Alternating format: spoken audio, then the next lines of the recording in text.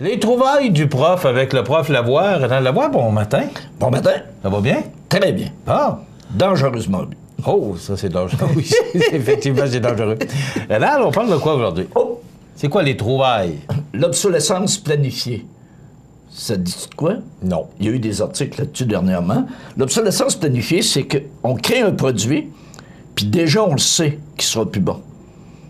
Le plus bel exemple... Oui, c'est ça. Le plus bel exemple, le monde de l'automobile. Rappelle-toi, il y a quelques années, dans les années 60, 70, puis tout ça, les modèles changeaient à tous les ans. Oui, il y avait une présentation à tous les mois de septembre. Les concessionnaires faisaient une présentation de véhicules. À tous les mois de septembre, tu passais un mois à faire le tour des concessionnaires pour aller voir les nouveaux chars. Et là, les modèles changeaient à tous les ans. Et à un point tel que tu voyais des gens arriver à lui dîner ou à lui souper de la chambre de commerce. Le chum disait « T'as encore ton vieux char? » Ton char n'a même pas un an. T'as encore ton vieux char, t'as pas changé. Même des fois, ton banquier disait « Ça va-tu mal? T'as pas changé cette année? As-tu des bons chiffres? » Non, c'était niaiseux, mais on savait que les modèles allaient changer. Et l'industrie a changé, l'industrie d'automobile, à partir des années 70-80, avec l'avènement des voitures japonaises et ainsi de suite, des voitures européennes. Les modèles, eux, ne changent pas tous les ans. Ils changent à peu près aux 5 ans. Et regarde, pour le fun, si tu décides de l'acheter une nouvelle voiture, et si le concessionnaire te dit les modèles changent l'an prochain, tu n'iras pas acheter cette année. Pourquoi tu iras acheter cette année? L'année prochaine, les gens vont dire « T'as encore un vieux char? » Parce que le modèle a changé. C'est niaiseux. Donc, dans l'automobile, ça a été épouvantable. On a vraiment abusé de cette théorie-là, de l'obsolescence planifiée. Et il n'y a pas juste l'automobile. Les cellulaires. On le voit, l'automobile, comme ça, c'est une annonce qui était ici. Oui, mais dans l'automobile, dans le temps. Ben oui, dans le temps. Tu vois, on ne montre pas le modèle. Il est caché. OK. Et regarde ici, n'en parlons plus des voitures 68. C'est la 69 qu'il faut voir. Donc, c'était fini. 1 an, c'était réglé. Ah, blé, bon, tout. Non. Toi, ça te rappelle des souvenirs? Ben oui, dans l'automobile. Salon de l'auto, même chose, une invitation. Venez voir les nouveaux modèles. Donc, à toutes les ans, on faisait ça. C'était un party. Et les gens faisaient le tour des concessions pour aller voir les nouveaux modèles et on les cachait. On ne pouvait pas les montrer. Pas avant la date fatidique, le jour prévu. Donc, ça, dans l'automobile, on l'a fait. Dans les cellulaires, juste pour le fun. As-tu des modèles de cellulaires? On a-tu besoin d'iPhone, quoi? Un 5, un 6, un 7, un quoi, là? Et par contre, ça fait drôle. Moi, des fois, le jeudi, je vais prendre un verre en fin de journée. Et j'ai un chum qui est là. Et lui, il a encore un flip. Il n'est pas dedans, mais... Un flip, c'est quoi un flip? Un téléphone qui déplie. OK, ouais.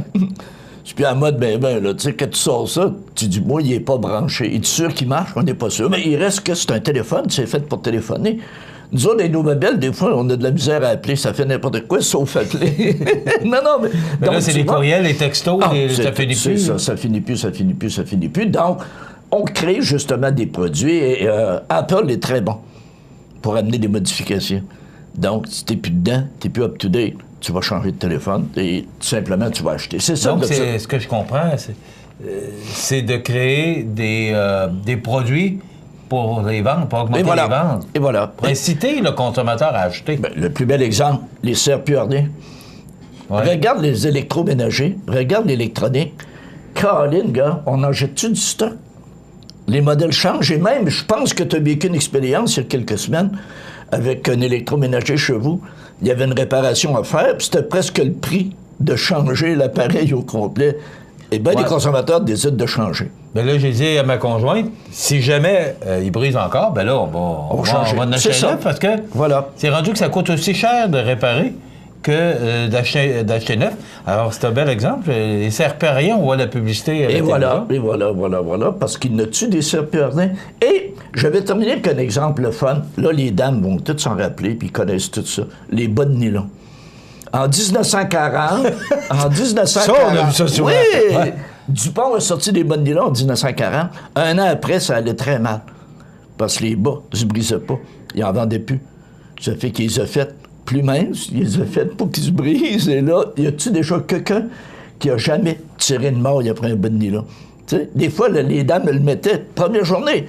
En le mettant, il tirait de mort. Donc, il était pas libre d'acheter d'autres. C'est quand même assez dispendieux. Oui, c'est assez dispendieux. Donc, tu vois, c'est un truc, l'obsolescence planifiée, qui joue encore aujourd'hui, mais on fait de plus en plus attention, parce que les consommateurs sont critiques. Et aujourd'hui, avec les réseaux sociaux, c'est-tu facile de briser un an? C'est-tu facile de mettre les gens un peu en calvados contre toi? Donc, les gens vont faire plus attention, sauf que c'est un phénomène qui est encore là. C'est un phénomène que j'ai découvert durant mes études en marketing, puis c'est un phénomène que j'enseigne aussi, l'obsolescence planifiée. Voilà. Rénal, est-ce que tu peux me dire, par rapport, si on revient à l'automobile, est-ce que les ventes d'automobiles, comme les nouveaux modèles sortaient à chaque année, est-ce qu'on vendait plus de véhicules à ce moment-là qu'aujourd'hui? Ou... Non. On vend bien plus de véhicules aujourd'hui. Oui, bien parce qu'il y a plus de conducteurs. C'est ça. Mais si on regarde, oui, il y a plus de conducteurs, c'est sûr, mais est-ce qu'on vendait plus de véhicules ou est-ce que les ventes étaient meilleures à ce moment-là parce que les gens changeaient à chaque année? Si on compare aujourd'hui qu'il y a plus de monde qui mais ce qui était drôle aussi, là, la vente de l'usager était très bonne. Exemple, on connaît tout du monde. Comme mon bon ami dans le temps, Carmel Gagnard de Rimouski, qui était le boss de la mutuelle, compagnie d'assurance, Carmel changeait de son Park Avenue à tous les 2 ans. Et il y avait toujours une liste d'attente pour le char à Carmel. Les gens attendaient, Carmel va changer, je vais l'avoir. Et les gens couraient après les chars. J'ai connu ça avec mon père. Mon père changeait aux 3 ans. Et voilà. Et je me souviens qu'on lui passait une voiture parce que il avait déjà vendu sa voiture. Il faisait pas beaucoup de millage. T'as pas du kilométrage. C'est du millage. Et sa voiture était toujours... écoute, il y en a qui attendaient pour changer de voiture. Dis-toi une chose aussi. Dans ce temps-là, on avait des Pontiac, puis on avait des Chevrolet. General Motors. C'était le même bout de char. C'était juste la carrosserie qui changeait, le cosmétique. C'était le même, excusez l'expression, le même frame, la même mécanique, la même maudite affaire. Un Buick Oldsmobile. Même chose. Ford Mercury. Et voilà, c'est ça. Chrysler, Dodge Chrysler. Puis Plymouth. Oui, c'est vrai. Plymouth. Plymouth puis Dodge. Donc, ça veut dire qu'on fabrique des produits pour forcer la vente et voilà. l'achat par le consommateur. Et voilà. Les bas de nylon, là. Pour forcer la consommation. Les bas de nylon, c'est bon. Hein? Merci, prof, pour ces trouvailles. Donc, la semaine prochaine, d'autres trouvailles de notre prof en marketing. Voilà, c'était complète.